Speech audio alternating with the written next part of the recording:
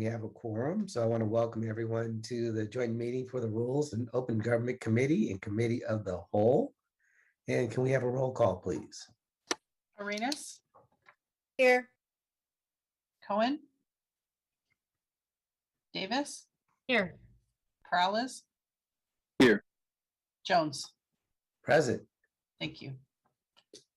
Okay, we are going to start out with the agenda for June 7th. And we're going to start on pages 4 and 5.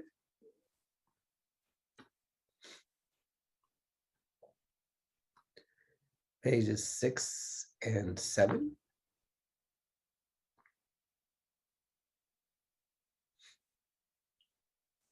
Pages 8 and 9.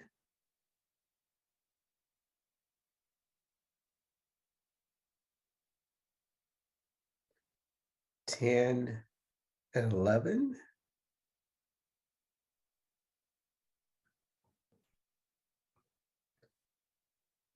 12 and 13.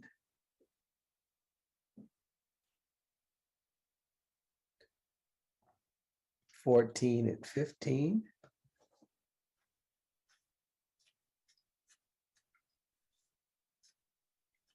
16 and 17.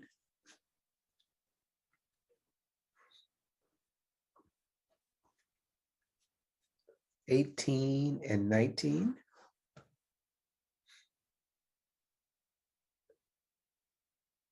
20 and 21.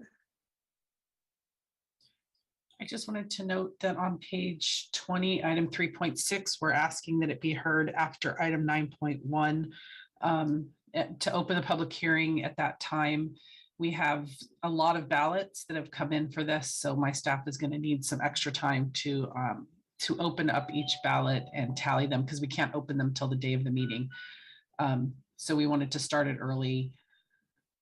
So we'll be done while you guys are working on other items. So I just wanted to note that. Thank you. So where were we on 21, 22? Yeah.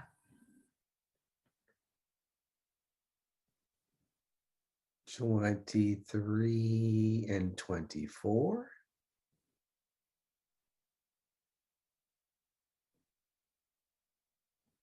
And 25 and 26. And 27. And I did not see an ad sheet, so we're now going to go to public comments. Blair Beekman.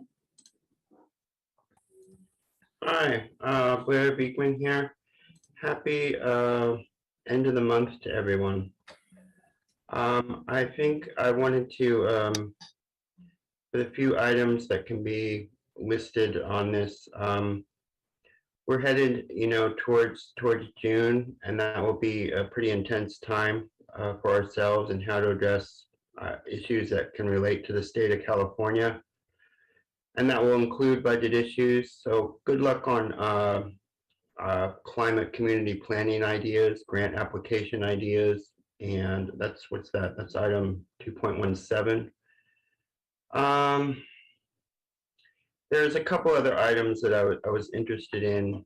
I think I can just at this point wait, and thanks a lot for this item. Oh, military equipment use policy 4.1. You're going to learn to talk about how to better label our technology equipment as military equipment. Thank you for that. It's, imagine how we were talking about these things 10 years ago and how we really tried to downplay its concepts of being military equipment. And we were in a war situation, and so we tried to downplay everything. Now we're just able to label things as they are and what they are. And, we are using military equipment to deal with issues, and we can now label these things, and it's an important process to learn, and how we can, I think it's the ways to learn what can be a more honest, peaceful, open society. So good luck in those efforts and working on this issue, and thanks a lot.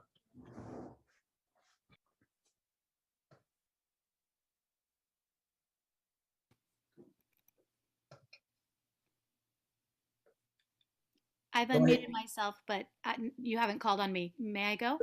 Go ahead, Jill. I was muted. Jill Borders, go ahead. Okay. Hi, thank you. Yes, Jill Borders here.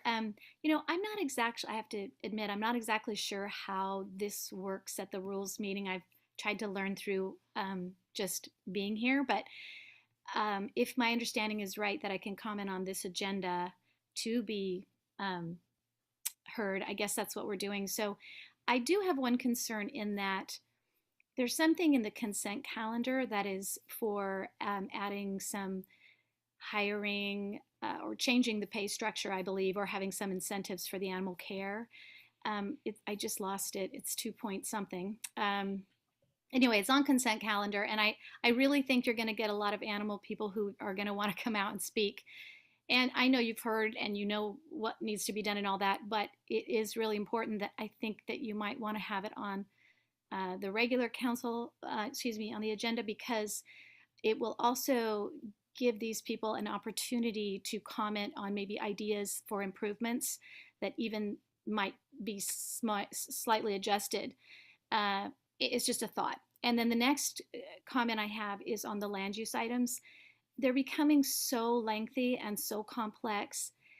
I'm just concerned that we've lost our way with the public on this whole idea of what the state law is. I've mentioned this before in aligning our zoning with our general plan land use designations. It makes me feel so sane, and I'm so grateful to the state for doing this, because I always thought it was completely illogical and terribly unfair to the public to have to navigate and understand this, let alone property owners. But it's just so many items. We would never be able to, research any of these and try to understand. So if there could be a presentation with these or something, and an explanation to the public of what has happened, it just still feels so hard to wrap my mind around. Thank you.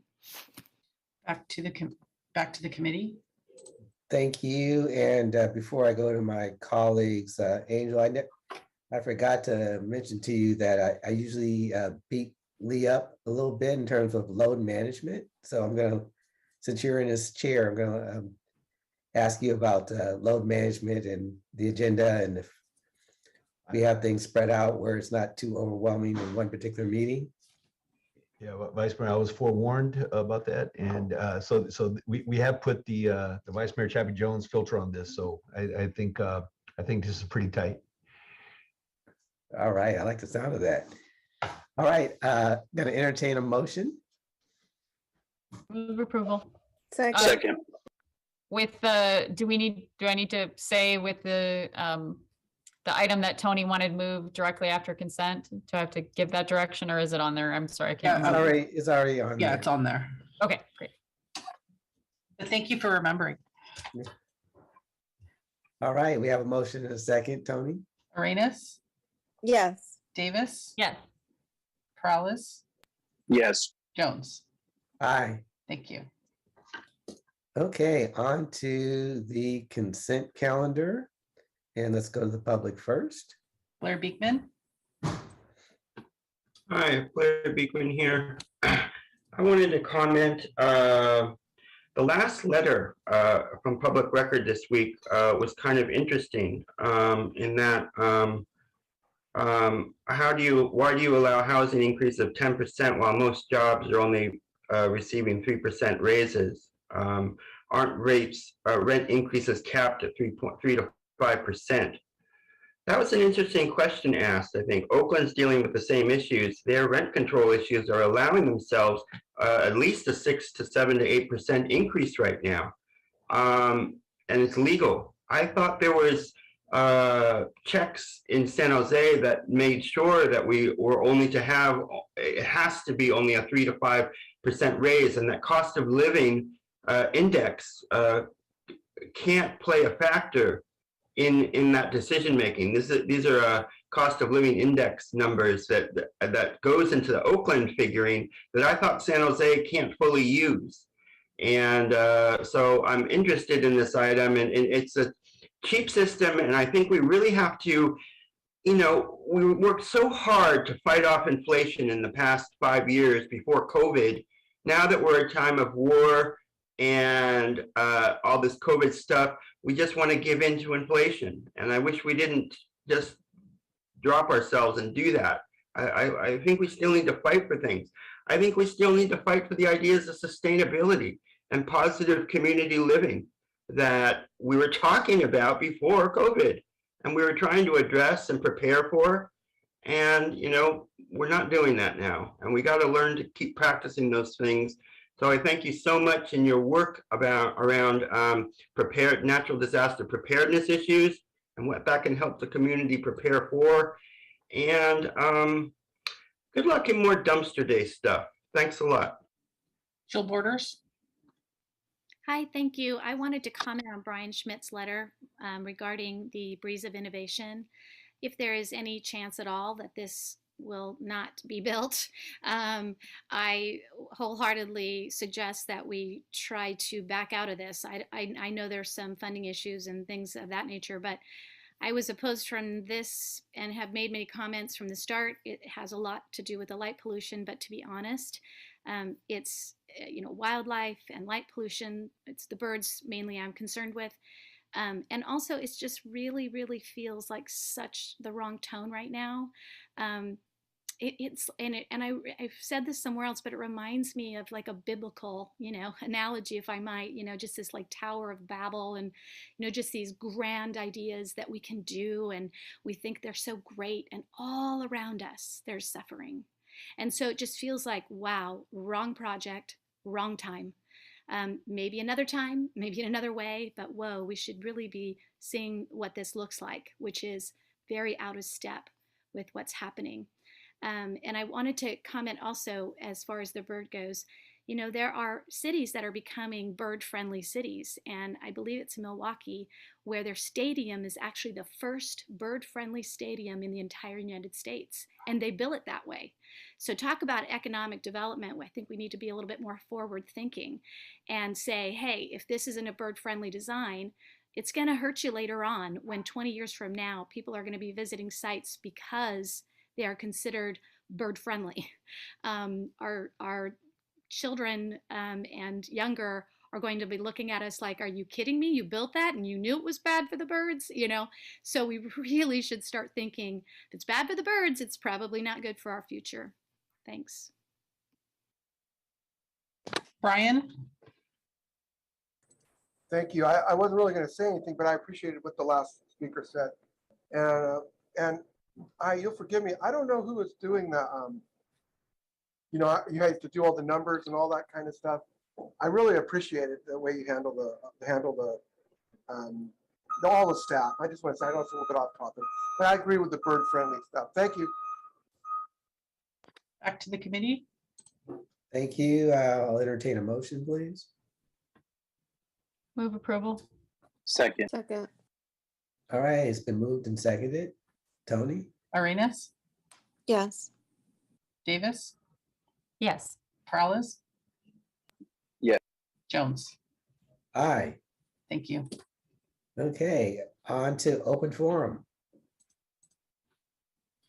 Blair. Hi, Blair Beekman here.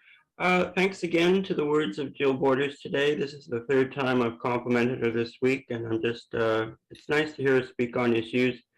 I am impressed that, her work with animal care and the needs of animal care issues. It was item 2.21 on the consent calendar for, I guess, the beginning of June. From that, is that a time that we can better discuss how that sort of item can be pulled from consent for better discussion? Can she write to yourselves and ask a special, she would like that item to be pulled and talked about at consent time to have a more open, longer discussion on the subject? I think that would be the use of what you're talking about. We got to learn to practice how that can be an accessible process with the public.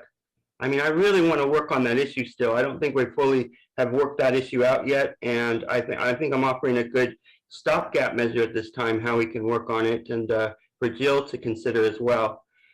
And to quickly mention the picture in the letter, or the photo that Jill was questioning, that photo to me looked a northern building or northern design. And I think we should address issues of what can look like design issues of the global south. I think we should be considering those kind of concepts more in San Jose at this time as design projects and architectural projects. With that all said, just simply, I struck upon the words I really want to speak for the remainder of the year, I think, and that I hope we all can have an important role in learning how to work together to mitigate any possible future upcoming natural disaster events in the Bay Area in the next year, in the next few years, in the next decade. I hope it's an effort we can work on together and really ask that we don't have to have these massive natural disasters in the next. Jill Borders. Hi, thank you. First, thank you to Blair. I appreciate him so much, and I've learned almost everything I know here from Blair. So I'm really, really grateful.